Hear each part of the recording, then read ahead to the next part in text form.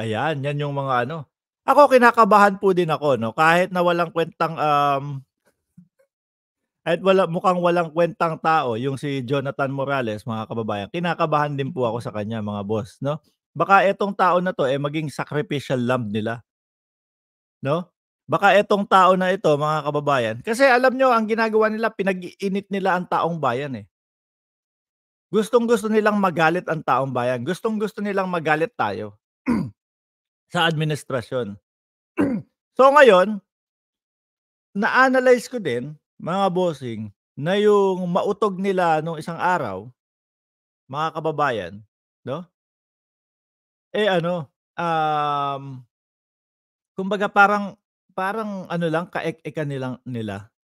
Parang talagang, planado na na walang pupunta, talagang planado na na, ipapain lang yung mga vlogger dun, 'di ba po? Kasi unang-una tingnan mo, yung stage nila kakadating lang ng umaga pala. Matagal ding i-set up ang stage, mga boss chief amo, sir. Matagal din pong i-set up yung mga lugar na iyon. So, nakikita ko, um, isa yon yung mautog na yon para mas galitin yung tao, 'no? "Oh, tingnan niyo pinipigilan talaga nila yung ano, yung mautog-mautog natin." Pero ang katotohanan po, hindi talaga pinayagan nung may-ari nung ano o nung lawyer din nung lupa. Hindi talaga ano, hindi talaga ano tawag dito? Hindi talaga gobyerno ng Pilipinas. Oh, eto kagaya niyan sabi ni Rosa de los Reyes, "May adik tayo na" oh, 'yan tatanggalin natin kapagka yung mga ganyan lang ang comment. Pero yung kapag maayos yung comment kahit hindi okey sa atin, babasahin natin at sasagutin natin. Pero yung pagka walang kuwenta, paulit-ulit na bayaran, tatanggalin agad natin, 'di ba? Sabi ni Dong Santos, "Magsasayang ng pondo ang komite na 'yan." Totoo. Hindi mas ano, okey na din po, mga kababayan na talagang matuloy na yang hearing na 'yan, para once and for all matapos na din po mga bossing. Once and for all maano na sila, ma kumbaga matuldukan na itong mga 'to. Pero siyempre, alam naman po nating lahat na hindi papatuldok yang mga 'yan. Patuloy-tuloy lang po yang mga 'yan. Hangga't hindi nila napapabagsak ang gobyerno ng Pilipinas, mga boss, tuloy-tuloy lang po 'yan. Ma'am Lynn Hirakawa, nandiyan ka pala. Magandang, gabi po at magandang umaga kung nasaan man po kayong sulok ng mundo. Thumbs up daw po. 334 viewers, huwag niyo pong kalimutan na i-like itong live stream natin, 'no? So, ang nakakatakot dito, mga bossing, baka po ang gawin nila, 'no, sacrificial lamb, mga kababayan. Baka po ang gawin nila, sila mismo ang tumegi dito sa tao na 'to para lalong mag-init, 'no? Madami pa naman po sa mga kababayan natin ang mahina ang kokote. Hindi inaanalisa kung ano yung mga sitwasyon. Baka mamaya sinasabi nila sa taong bayan na baka ipagorgor yan, baka ipategi yan on his way papunta doon sa Senado. Yun pala, sila po yung gumawa mga kababayan. Para siyempre sino naman po ba ang unang iisipin ninyo kapagka yung si ex-PIDEA na natanggal sa PIDEA, sino po ang unang iisipin yung ano, pagbintangan, 'di ba? Ang gobyerno o si Pangulong Bongbong Marcos, 'di ba? Pero ang katotohanan pala behind the scenes sila po ang nagpagorgor para lang ano, isakripisyo doon sa kanilang ano, sa kanilang mga agenda, mga bossing. Meron pa akong nabasa dun sa ano, may nabasa pa ako dun sa comment section ni Maharlika sabi sabi ba naman dun kay ano, "Diyos ko po, sir." Sabi sa comment section, "Diyos ko po sir, wag ka pong iinom ng kahit na anong tubig sa loob ng Senado o kahit na anong pagkain doon sa loob ng Senado habang nagaganap yung hearing." 'Di ba? Sabi ko, "Senado? Pagbibintangan niyo na ano, na lalasunin yang tao na 'yan?" Kung gano'n po ang ating, ang Senado mga kababayan, matagal na. Nung ano pa 2012 pa, 'di ba? Yung 2013 pa, 2016 pa, 2023 pa. Saan tambak ang kaso niyang tao na 'yan, oh. sakit sa mata nung liwanag, kunyari podcast na lang Hmm, tatanggalin ko kasi ano binuksan ko, mga bossing ano yun, eh, dagat po kasi yan, dagat ayan kaya ganyan takpan natin.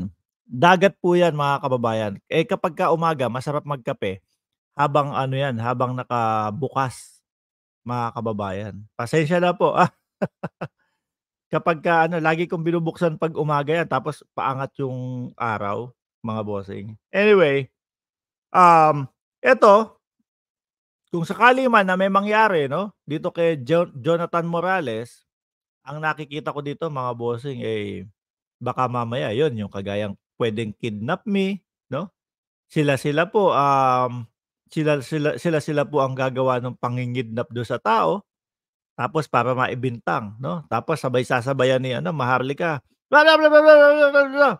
Tingnan niyo, tinangay nila si Jonathan Morales kasi ayaw nilang mabuko." Eh, gano'n lang po 'yun mga bossing 'no, gano'n lang po 'yun. British Virgin Island ka ba? Nandito lang po, nasa paligid lang po niyan mga kababayan. 'Yun yung nakikita ko diyan kaya Diyos ko po magsitigil nga kayo.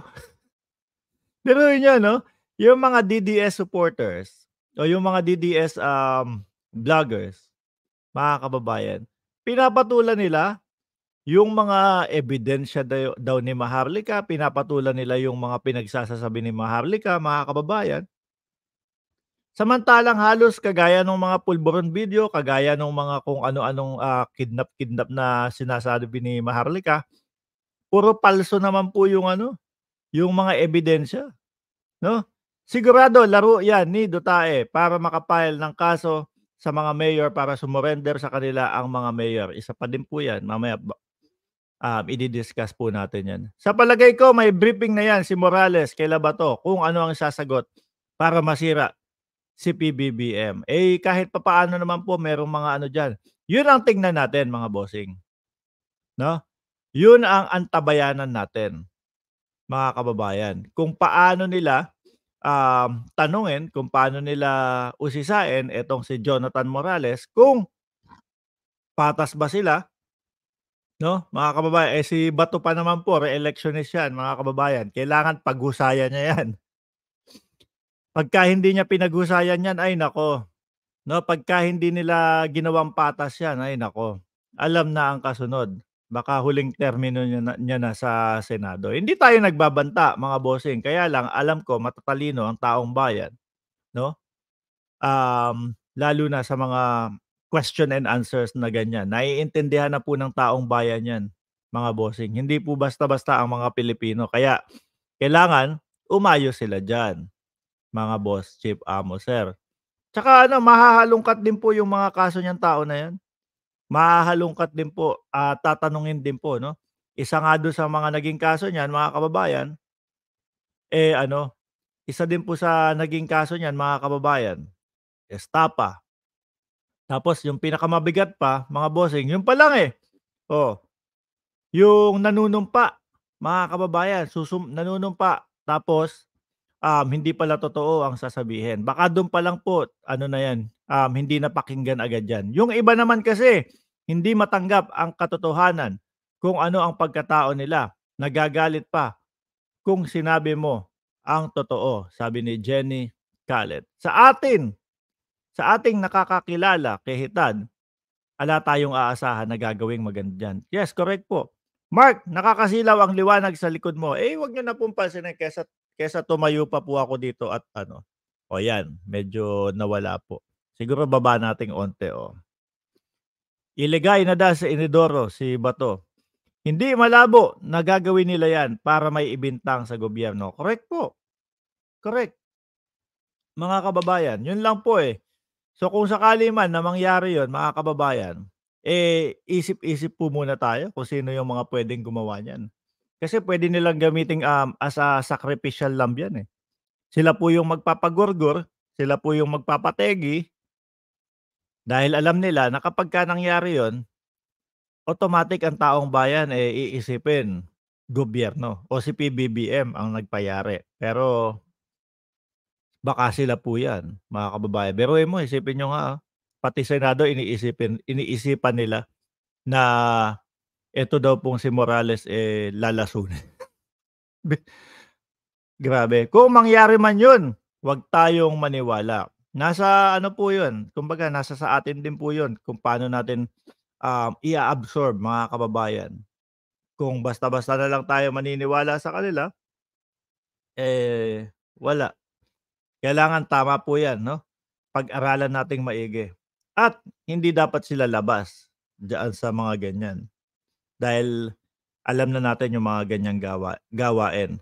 Pumunta tayo dito mga bossing, pangatlo 'no, um, yun nga dun sa maisog nila mga kababayan, isara ko na nga 'to, saglit lang ha, isasara ko,